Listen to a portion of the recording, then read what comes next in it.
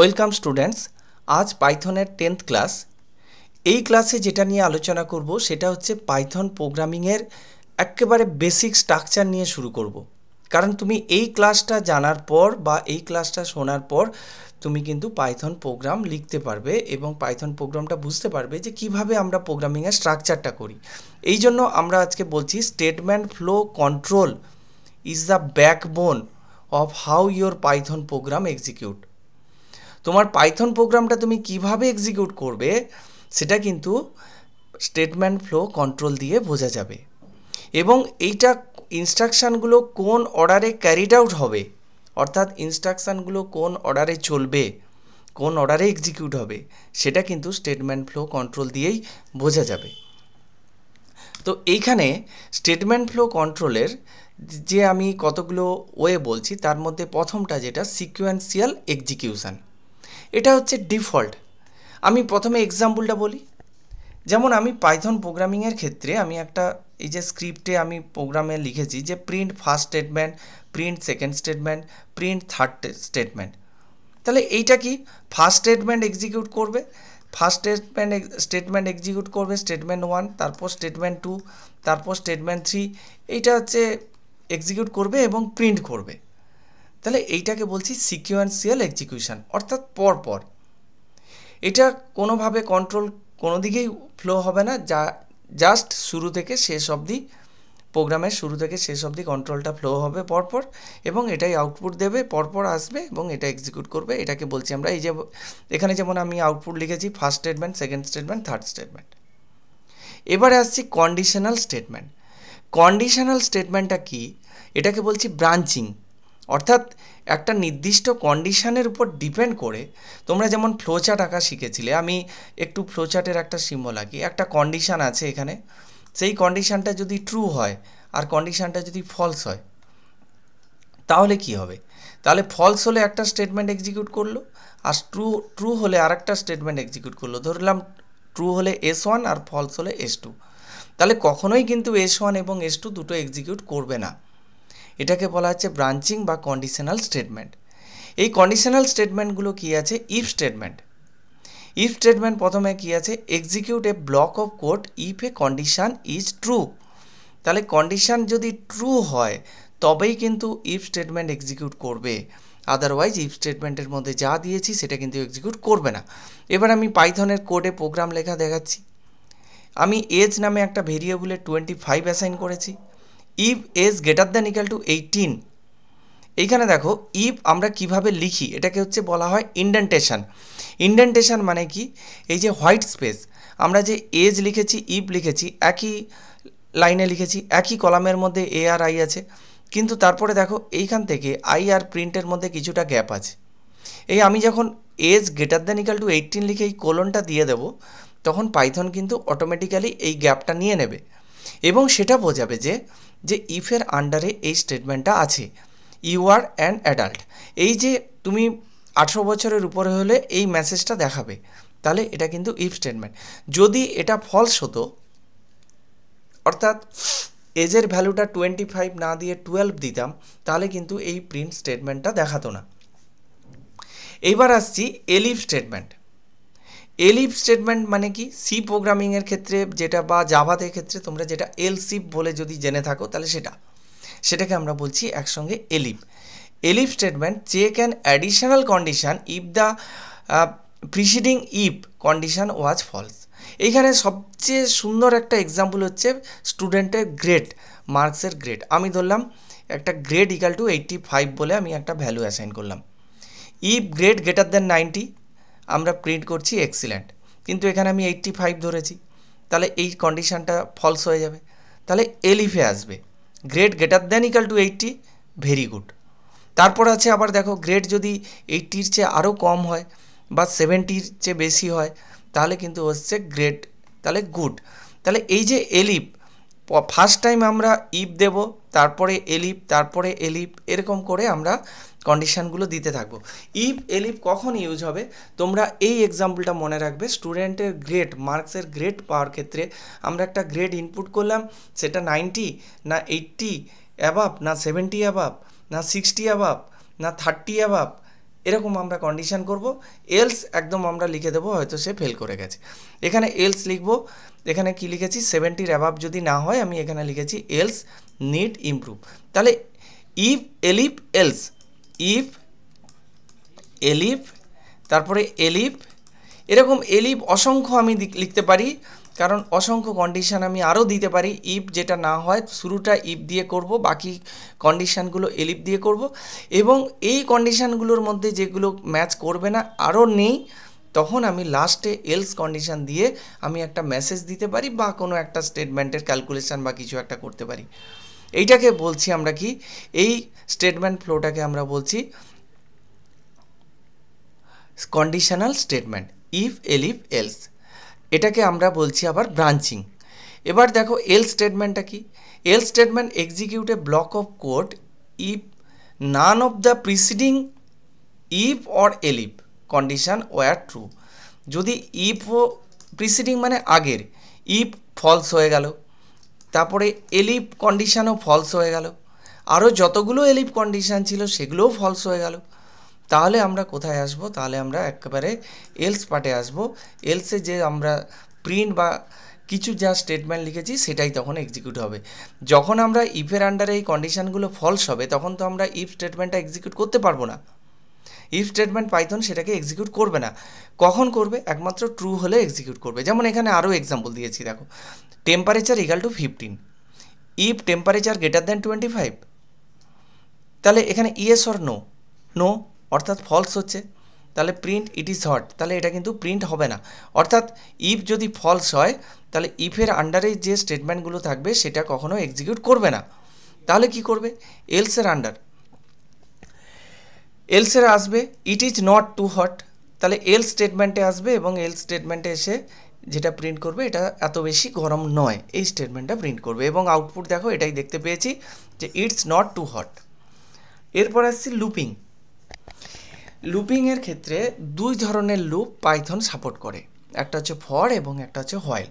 Looping বলতে কাকে বোঝায়? ইটারেশন বলছি, মানে একই কাজ বারবার করতে হচ্ছে। যেমন তোমাকে যদি বলে যে কোনো 10টা নাম্বারের যোগ করো, বা তোমাকে যদি বলে 1 থেকে 10 যোগ করো, বা তোমাকে যদি বলা হয় যে ফ্যাক্টর, কোনো সংখ্যার ফ্যাক্টর বের করো, আমরা বারবার কিন্তু ফ্যাক্টর বের করতে গেলে বারবার ওই সংখ্যাটাকে আমরা কি করব? ওর রিমাইন্ডার চেক করব, 1 থেকে ওই সংখ্যা অবধি রিমাইন্ডার চেক করব বারবার। আমি পরপর এই প্রোগ্রামগুলো সুন্দর করে আসবো, আমি একটা প্রোগ্রাম এর পরে জাস্ট এর পরেই অনেকেই আমাকে বলেছে যে স্যার প্রোগ্রাম এখনও দিচ্ছেন না কেন? আমি প্রোগ্রাম দেব, আজকে যে এই 10 নম্বর আমার ক্লাস, এরপরেই আমি প্রোগ্রামে আসবো, এবং এরপরে ধীরে ধীরে থিওরি এবং প্রোগ্রাম পরপর তোমাদেরকে আমি বলতে থাকবো। তাহলে ফর লুপিংয়ের ক্ষেত্রে এবং হোয়াইল লুপিংয়ের ক্ষেত্রে আমি দুটোই লুপিং ইউজ করছি। এবং ফর লুপিংয়ের ক্ষেত্রে দেখো, for iterates over a sequence like a list, tuple, string or range or other iterable objects. এখানে পাইথনের ক্ষেত্রে একটা কোড আমি এক্সাম্পল দিয়েছি, যেমন দেখো ফ্রুইটসের ক্ষেত্রে কি আছে? এটা একটা লিস্ট, এই যে থার্ড ব্র্যাকেটের মধ্যে যেটা আছে এটা একটা লিস্ট, এবং লিস্টের মধ্যে কিছু স্ট্রিং দেওয়া আছে, অ্যাপেল, ব্যানানা, চেরি। এবারে লিখছি ফর ফ্রুইট ইন ফ্রুটস। এই ফ্রুইটটা হচ্ছে একটা ভেরিয়েবল, আমি একটা ধরলাম, ইন ফ্রুইটসটা হচ্ছে এই লিস্টের নাম, তাহলে এটা হচ্ছে লিস্টের নাম, তাহলে প্রিন্ট ফ্রুট। এবার কি প্রিন্ট করবে? অ্যাপেল, ব্যানানা এবং চেরি, এটা পরপর প্রিন্ট করে যাবে। তো তারপরে এইটা প্রিন্ট করার পর আর এই ফ্রুটগুলো আর এটা পাবে না 3টের পর, তখন এটা কন্ডিশানটা ফলস হয়ে যাবে এবং কন্ডিশান থেকে বেরিয়ে যাবে। তাহলে এখানে আমি কিন্তু রেঞ্জ ফাংশান ইউজ করতে পারি। আমি রেঞ্জ ফাংশানটা কী হিসাবে ইউজ করতে পারি? For I in range. এখানে যেমন একটা এক্সাম্পল দিয়েছি, পাইথনে একটা রেঞ্জ ফাংশান ইউজ করে ফর আই ইন রেঞ্জ 5। এই রেঞ্জ ফাংশানের একটা বিষয় হলো, এখানে পাশে লেখা আছে iterate from 0 to 4। By default যদি আমি রেঞ্জ 5 লিখি বা রেঞ্জ এক্স লিখি, তাহলে ইটারেট ফ্রম 0 to x-1, আগের ভ্যালুটা অবধি নেবে, 0 থেকে শুরু হবে, ঠিক আগের ভ্যালু নেবে। প্রিন্ট আই, তাহলে 0 থেকে শুরু করবে। এবার যদি আমি রেঞ্জ ফাংশানের মধ্যে আমি এভাবে দিই রেঞ্জ 1,10, তাহলে 1 থেকে 9 এভাবে নেবে। আরও রেঞ্জ ফাংশান আছে, রেঞ্জ 1,10,2, অর্থাৎ স্টেপ ভ্যালু দিলাম 2, অর্থাৎ 1, তারপরে 3, তারপরে 5, তারপর 7, এভাবে নেবে। তো আমি রেঞ্জ ফাংশন নিয়ে আমার অলরেডি একটা অনেক পুরনো একটা ভিডিও দেওয়া আছে, তোমরা ওই আমার পাইথনের যে প্লেলিস্ট আছে ওখান থেকে তোমরা দেখে নিতে পারো। কিন্তু আমি নতুন করে আবার হয়তো তোমাদের জন্য রেঞ্জ ফাংশন নিয়ে এক্সাম্পল নিয়ে দেবো, পরের একটা ভিডিও দেবো, কারণ রেঞ্জ ফাংশন না বুঝলে ফর লুপটা নিয়ে অসুবিধে হতে পারে। তো এরপরে দেখো, এরপরে আমি যেটাতে আসতে চাইছি সেটা হচ্ছে হোয়াইল লুপ। তো হোয়াইল লুপের ক্ষেত্রে আমি যেটা বলছি, execute a block of code as long as condition is true. যতক্ষণ কন্ডিশন ট্রু হবে ততক্ষণ ব্লক অফ কোড এক্সিকিউট করবে, এটাই হচ্ছে হোয়াইল লুপ। সবগুলোই লুপ বা এই যে স্টেটমেন্টগুলো ছিল ইফ, এলিফ, এইগুলো সবগুলো কিন্তু কন্ডিশন ট্রু যতক্ষণ থাকবে ততক্ষণই কিন্তু ওই লুপের মধ্যে থাকবে বা ওই কন্ডিশনটা চেক করবে। এখানে you need to make sure the condition eventually become false to avoid an infinite loop. তোমাকে কিন্তু শিওর হতে হবে যে কন্ডিশনটা কোনো এক সময় ফলস করবে, নাহলে কিন্তু ইনফাইনাইট লুপ হয়ে যাবে। ইনফাইনাইট লুপ হয়ে গেলে ওই প্রোগ্রামটাকে কিন্তু তুমি থামাতে পারবে না। মানে অর্থাৎ হোয়াইলের কন্ডিশন যদি অলওয়েজ ট্রু হয় তাহলে কিন্তু প্রোগ্রামটা থেকে তুমি বেরোতে পারবে না। কিন্তু বেরোনো যাবে, তার একটা উপায় আছে, সেটা আমি একটু পরেই আসছি, আমি বলবো। তাহলে এখানে লেখো কাউন্টের ভ্যালু 0 করেছি, পাইথনের একটা প্রোগ্রাম কোড লিখেছি যে কাউন্টের ভ্যালু 0 করেছি, হোয়াইল কাউন্ট লেস দ্যান 5 দিয়ে যখন আমরা এই কোলনটা দিয়ে দেবো তখন কিন্তু ওর ইন্ডেন্টেশনটা প্রিন্ট এই ভেতরে চলে আসবে। এবং কাউন্টটা তার মানে এটা বোঝাচ্ছে এটা হোয়াইলের আন্ডারে, প্রিন্ট কাউন্ট এটা হোয়াইলের আন্ডারে, count equal to count plus 1। তারপরেই যদি ইন্ডেন্টেশনটা বাইরে অন্য কোনো একটা স্টেটমেন্ট লিখি তাহলে হোয়াইল বুঝবে এটা লুপের বাইরে এবং কাউন্টের পরে ও হোয়াইলে কন্টিনিউ করবে। তাহলে কাউন্ট লেস দ্যান 5, তাহলে প্রিন্ট কাউন্ট ইজ, প্রথমে তাহলে 0 প্রিন্ট করবে, তারপরে কাউন্টের ভ্যালু কী হবে, 1 বাড়বে। আমার ঠিক আগের ভিডিওতে বলা আছে অপারেটার সম্বন্ধে, count plus equal to 1 means count equal to count plus 1, এইটা অর্থাৎ কাউন্টের ভ্যালু 1 বাড়বে, কাউন্টের ভ্যালু 1 বেড়ে কত হবে, 1 হবে, এবং তারপরে 1 প্রিন্ট করবে। এভাবে কাউন্টের ভ্যালু 5 হবে, 5 লেস দ্যান 5, এই কন্ডিশনটা কিন্তু ফলস হয়ে যাবে। তাহলে আমাদের প্রিন্ট কত হবে, কাউন্টের ভ্যালু দেখো এখানে কাউন্টের ভ্যালু 4 অবধি কিন্তু প্রিন্ট হয়েছে। নেক্সট আসছি control flow statement within loop. এবার লুপের মধ্যে আমরা এই যে ব্রেক, কন্টিনিউ আর পাস, এই 3টে স্টেটমেন্ট আমরা ইউজ করতে পারি। আমি একটু আগেই বলেছিলাম ইনফাইনাইট লুপ যদি হয়ে যায়, কন্ডিশনটা যদি অলওয়েজ ট্রু হয়, তাহলে তার থেকে আমরা বেরোবো কী করে? তার থেকে আমরা বেরোতে পারি, একটা কন্ডিশান দেব, সেই কন্ডিশানের রেসপেক্টে আমরা ব্রেক স্টেটমেন্ট দেব, দিয়ে লুপ থেকে বেরিয়ে যাব। ব্রেক স্টেটমেন্টটা দিলে কি হবে, যে লুপের বাইরে immediately terminates the innermost loop, মানে লুপের বাইরে আমরা বেরিয়ে যেতে পারবো। এখানে ব্রেক স্টেটমেন্ট, এখানে আমি দিলাম হোয়াইল ট্রু, অর্থাৎ কন্ডিশনটাকে আমি অলওয়েজ ট্রু করে দিলাম। তারপর আমি এখানে স্টেটমেন্ট করছি, প্রোগ্রাম করছি, তারপর একটা লাইন লিখলাম ইফ এক্স ইকাল টু 10 যদি হয় তাহলে ব্রেক। তাহলে এক্সের ভ্যালু আমি ধরো বাড়াচ্ছিলাম 0 থেকে 9 অবধি বাড়লো, এবার এক্সের ভ্যালু যখন 10 হয়ে যাবে তাহলে কিন্তু ব্রেক মানে লুপ থেকে বেরিয়ে যাবে। তো এখানে একটা এক্সাম্পল লিস্ট দিয়ে করা আছে, এখানে বলা আছে যদি নাম্বার ইকাল টু 3 হয়, যদি ইফ ফর নাম ইন নাম্বার ইফ নাম ইকাল টু 3 হয় তাহলে ব্রেক করে যাবে। তাহলে এখানে এই 1 2 আছে, এই 1 2 প্রিন্ট হবে, কিন্তু তারপরে আর প্রিন্ট হবে না, তারপরে 3 যেই চলে আসবে ব্রেক হয়ে বেরিয়ে যাবে। তো এখানে 1 2 শুধু প্রিন্ট করবে, এখানে দেখো শুধু 1 2 প্রিন্ট করেছে এবং তারপরে বলছে লুপ ফিনিশ, বেরিয়ে গেছে। এইবার হচ্ছে কন্টিনিউ স্টেটমেন্ট। কন্টিনিউ স্টেটমেন্টটা কি, ব্রেকের অপোজিট। আমার কন্টিনিউ স্টেটমেন্ট যদি প্রোগ্রামের মধ্যে দেওয়া থাকে তাহলে ওই লুপের মধ্যে দেওয়া থাকে, লুপের কিছুটা পার্টকে বাদ দিয়ে কন্টিনিউ স্টেটমেন্টটা কিন্তু বাকি স্টেটমেন্টগুলো নিয়ে কন্টিনিউ করবে। এখানে যে এমন একটা এক্সাম্পল দিয়েছি দেখো, এখানে ফর নাম ইন নাম্বারস, এই নাম্বার না একটা লিস্টের নাম, ইফ নাম ইকাল টু 3 কন্টিনিউ, তাহলে নাম ইকাল টু যদি 3 হয় কন্টিনিউ করে দেবে, তাহলে প্রিন্ট অফ দি আর আসবে না, কন্টিনিউ করে যাবে। তাহলে নাম ইকাল টু 1 ছিল, এই স্টেটমেন্টটা ফলস ছিল, ইফ কন্ডিশনটা ফলস হয়ে গেছিলো, তাহলে প্রিন্ট নাম করবে, তাহলে 1 প্রিন্ট হবে। তারপরে নামের ভ্যালু যখন 2 আসবে তখন কিন্তু 2 প্রিন্ট করবে, নাম যখন 3 হবে 3 কিন্তু আর প্রিন্টের মধ্যে আসবে না, কন্টিনিউ করে যাবে। কন্টিনিউ করে কী হবে, নামের ভ্যালু এখন 4, তাহলে এইখানে চেক করবে নামের ভ্যালু 4 নয়, তাহলে তখন ফলস, আবার 4 প্রিন্ট করবে। তাহলে আউটপুটটা দেখে নিই, কি প্রিন্ট করেছে? 3 প্রিন্ট করেনি, 1 2 4 5 করেছে এবং লাস্টে বলেছে লুপ ফিনিশড। এটা আমার মেসেজ দেওয়াই ছিল। এবার হচ্ছে পাস স্টেটমেন্ট। পাস স্টেটমেন্টটা কি? এখানে জাস্ট ডাজ নাথিং, কিচ্ছু করবে না। আমরা শুধু লুপের মধ্যে পাস যদি দিয়ে রাখি কিচ্ছু করবে না, জাস্ট লুপটা পাস করে যাবে। যেমন এইখানে দেখো, ইফ এজ লেস দ্যান 18, এটা যদি হয় তাহলে pass. Do nothing if the age is less than 18। 18-র নিচে যদি বয়স আমি ইনপুটে দিই, এজের বয়স যদি 18-র কম দিই, তাহলে কিছুই করবে না, পাস।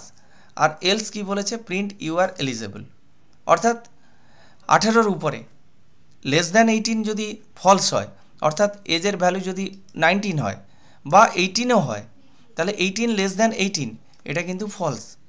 তাহলে 18 লেস দ্যান 18 যখন ফলস হবে তখন এলস পার্টে আসবে ইউ আর এলিজেবল, এইটা প্রিন্ট করবে। তো এখানে আরও কিছু ফাংশান দিয়ে এক্সাম্পল দেওয়া ছিল, তো সেটা আমি এখন ফাংশান বলছি না, ফাংশান যখন বলবো তখন বলবো।